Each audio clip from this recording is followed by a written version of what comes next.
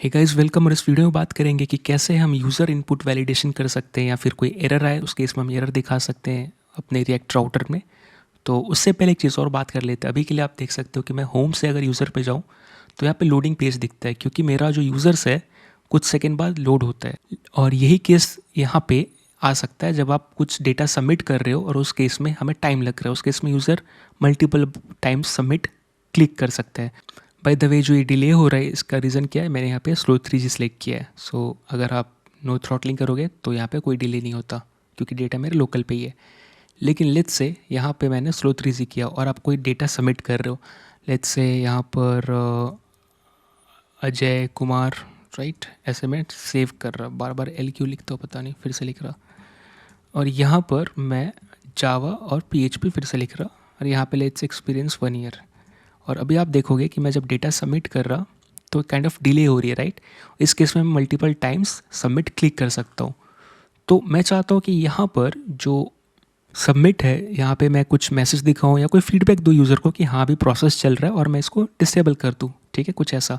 तो इसके लिए मैं क्या कर सकता हूँ, मैं वापस इस यूज़र फॉर्म में जाऊँगा और यहाँ पे मैं यूज़ नेविगेशन को इंपोर्ट करूँगा, ठीक है, जो कि रिएक्ट राउटर डॉम से प्रोवाइड करता है। और ये हुक को मैं यहाँ पे इनिशियलाइज़ करूँगा। सो कॉन्स्ट नेविगेशन, ठीक है, और मैं यहाँ पे यूज़ नेविगेशन कॉल कर देता हूँ। ओके, अब मैं क्या करूँगा, यहाँ पे अगर आप चेक करेंगे कॉन्स्ट इज़ सबमिटिंग, राइट, मैं ऐसे लिख रहा। और यहाँ पे अगर मैं नेविगेशन डॉट स्टेट करूँगा तो आप देखो यहाँ पे मुझे कितने ऑप्शंस मिल रहे हैं। Idle, loading, submitting. मुझे सबमिटिंग चाहिए और ये सबमिटिंग कब आएगा, जब ये प्रोसेस में हो। तो मैं अगर इस सबमिटिंग मेरा ट्रू है तो इस केस में मैं क्या दिखाऊंगा, यहाँ पे मैं चेक कर लेता हूँ। अगर इस सबमिटिंग है तो मैं दिखाना चाहूँगा सबमिटिंग, ठीक है, और नहीं तो मैं क्या दिखाना चाहूँगा, सबमिट, राइट, ये दिखाना चाहूँगा। साथ ही साथ में अगर मैं क्या करना चाहूँगा, डिसेबल्ड, ये कब करना चाहूँगा, जब मेरा इज़ सबमिटिंग ट्रू है। तो लेट्स से काम करता है कि नहीं। यहाँ पे मैं गया रिफ़्रेश, इसको मैं नो थ्रॉटलिंग करता हूँ, ठीक है, पेज लोड हो गया। अब स्लो 3G, यहाँ पे लेट्स से यहाँ पे लेट्स से यहाँ पे कोई भी नाम लिख देते, नाम समझ में नहीं आ रहा, अरुण कुमार। ये लेट्स से इसका C और पाइथन है, इसका 4 ईयर ऑफ एक्सपीरियंस है, सो 4 ईयर्स। और मैं सबमिट करता हूँ। सो अब ये देखिए मैं सबमिट कितने बार भी क्लिक करूँ, क्लिक नहीं हो रहा था और हम यूज़र्स पेज पे आ गए जैसा कि हम चाहते हैं। यानी कि अब ये मेरा काम कर रहा है और मैं काइंड ऑफ स्टेट दिखा रहा हूँ जब ये इन प्रोग्रेस हो। तो एक ये पार्ट था जो मैं डिस्कस करनी थी, जो ये भी काम कर रहा है। और इस तरह आप अपना करेंट स्टेट दिखा सकते हो, मतलब अपना नहीं, काइंड ऑफ जो भी आपका प्रोसेस चल रहा है। इस केस में मेरे API का करेंट स्टेट, राइट, जब ये प्रोसेस में था, और उससे रिलेटेड मैं स्टेट यहाँ पे दिखा रहा हूँ। सो ये काइंड ऑफ फीडबैक था यूज़र के लिए कि क्या हो रहा है। अब गाइस बात करते हैं यूज़र इनपुट वैलिडेशन और उससे रिलेटेड एरर दिखाने के लिए। तो लेट्स से यहाँ पे क्या हो सकता है कि मैं नेम और स्किल एक्सपीरियंस ब्लैंक छोड़ के सबमिट कर दूँ, राइट। तो इस केस में जो मेरा डेटा है वो एज अ ब्लैंक डेटाबेस में सेव हो जाएगा।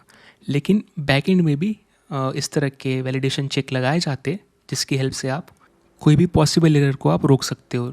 और यहाँ पे अगर आप फ्रंट एंड में देखेंगे तो ये जो मेरा फॉर्म है, राइट, एक इसके अंदर रेंडर हो रहा है यूज़र फॉर्म कंपोनेंट के अंदर।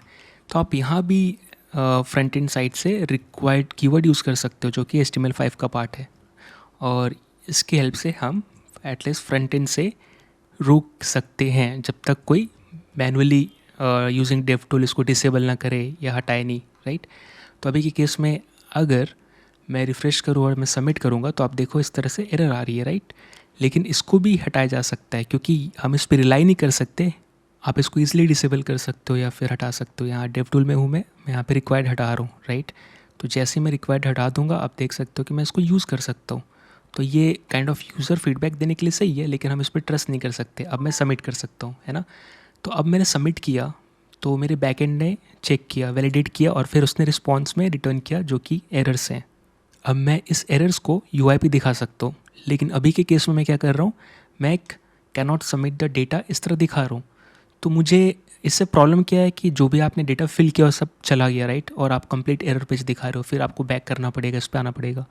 तो मैं ये ना दिखाकर मैं यहाँ पे एरर दिखाना चाहता हूँ, ठीक है, जो कि इनपुट्स पे आ रहा है।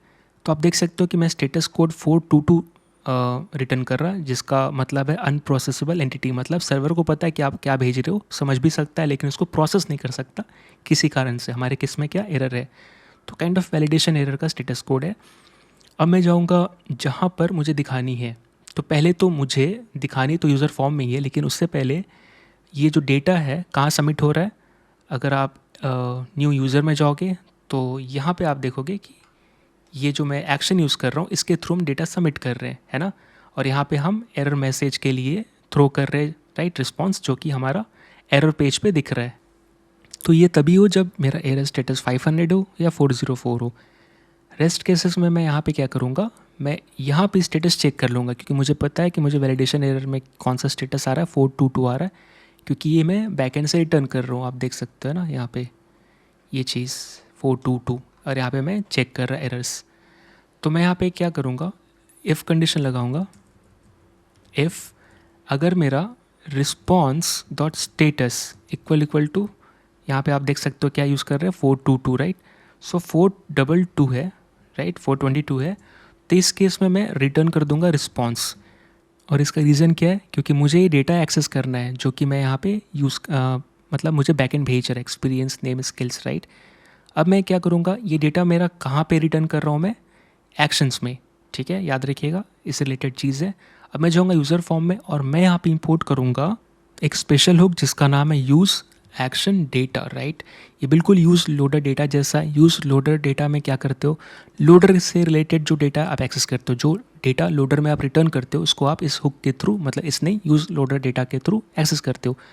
अब मैं एक्शन के अंदर रिटर्न कर रहा हूँ, है ना, न्यू यूज़र के अंदर जो एक्शन है इसके अंदर मैं ये डेटा रिटर्न कर रहा हूँ, राइट, रिस्पॉन्स। तो इसको मुझे एक्सेस करना है, तो ये हुक मुझे उस डेटा का एक्सेस देगा। तो let's say const data equal to use action data.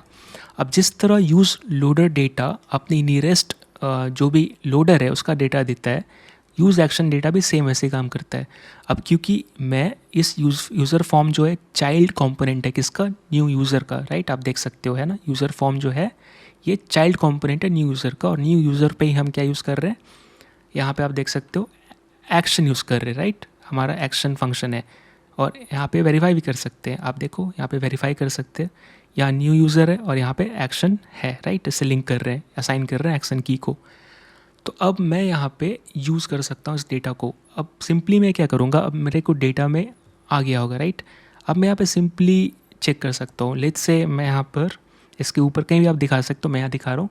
Let's say अगर मेरा डेटा है और डेटा के ऊपर लेट्स से मेरा क्या सेट रहेगा, लेट्स से मेरा डेटा के ऊपर नेम एक्सपीरियंस ऐसा कुछ आने वाला है, ठीक है। तो यहाँ पे एक काम कर सकते हैं, आप चाहे तो डेटा ही सिर्फ चेक कर सकते हो, लेकिन लेट्स से कभी कभी आप ऐसे भी रिटर्न कर सकते हो। यहाँ पे मैं क्या करूँगा, ये जो एरर्स है ना, मैं एरर नाम का की पे रिटर्न करूँगा, राइट। तो अब ये ऑब्जेक्ट जो है इसका एरर एक की रहेगा, इसके ऊपर एरर्स रहेंगे, है ना। तो मैं ऐसा कुछ यूज़ करने वाला हूँ। तो लेट्स से अब इसको रीस्टार्ट करना पड़ेगा टर्मिनल को, क्योंकि मैंने चेंज किया है अपने app.js में। तो इसको रीस्टार्ट कर देते हैं, node.js, इसको मिनिमाइज़ करेंगे और अभी रिफ़्रेश करेंगे, ठीक है। यहाँ पे मेरा क्योंकि इनकम्प्लीट कोड इसलिए एरर आ रहा है, लेकिन हम अब वेरीफाई करने के लिए इसको कमेंट आउट करते हैं, रिफ़्रेश करते हैं। और यहाँ पे मैं क्या करूँगा, जो भी है रिक्वायर्ड हटा दो, क्योंकि ये मुझे अलाउ नहीं करेगा, है ना। तो लेट्स से यहाँ पे हटा दिया और मैं ब्लैंक सबमिट किया। अब मुझे जो मिलेगा रिस्पॉन्स नेटवर्क में, ये देखिए, राइट, यहाँ पे मुझे एरर की मिल रहा है और इसके ऊपर सारे डेटा मिल रहे हैं। तो ये एक अच्छा तरीका है। तो मैं अब इसको चेक कर सकता हूँ, अगर डेटा के ऊपर मेरा एरर्स की है, राइट, तो ही मैं ये आगे का मैसेज दिखाऊंगा। मैसेज मैं इसके अंदर दिखाऊंगा। तो काइंड ऑफ ये आप कंडीशन चेक कर रहे हो, ये सारे ट्रू होंगे तभी ये भी रेंडर होगा। अब मैं यहाँ पे क्या करूँगा, लेट्स से मैं यूएल लिस्ट यूज़ कर रहा। अब मैं यहाँ पे क्या करूँगा, इस अनऑर्डर लिस्ट के अंदर इसको रेंडर करूँगा जो भी एरर्स है। तो पहले तो मैं इस डेटा डॉट एरर्स जो कि मेरा ऑब्जेक्ट है, इसको मैं कन्वर्ट कर लूँगा एरे में, ठीक है। सो इसके लिए ऑब्जेक्ट डॉट वैल्यूज़ और इसमें मैं पास कर दूँगा, ठीक है। अब इसके ऊपर क्योंकि एरे है तो मैं मैप यूज़ कर सकता हूँ और एक एक करके मेरा एरर आएगा, ठीक है, ये ऐसे। और मैं यहाँ पे क्या करूँगा, लिस्ट को दिखा रहा हूँ और इसके ऊपर मैं एरर को प्रिंट कर रहा हूँ, right, print kind of render कर रहा हूँ।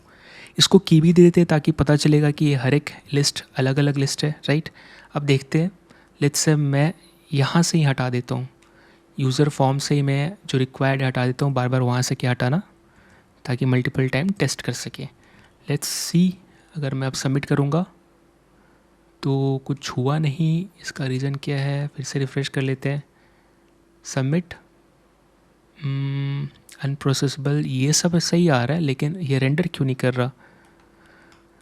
डेटा मैंने चेक किया, डेटा के ऊपर एरर्स आ रहा है कि नहीं, एक बार चेक कर लेते हैं। नेटवर्क टैब में अगर हम गए तो बिल्कुल जो मुझे मिल रहा है, डेटा के ऊपर एरर होगा, सॉरी मैं एरर, राइट, तो मैंने की ही अलग रॉन्ग यूज़ किया है, तो यहाँ पे एरर होगा।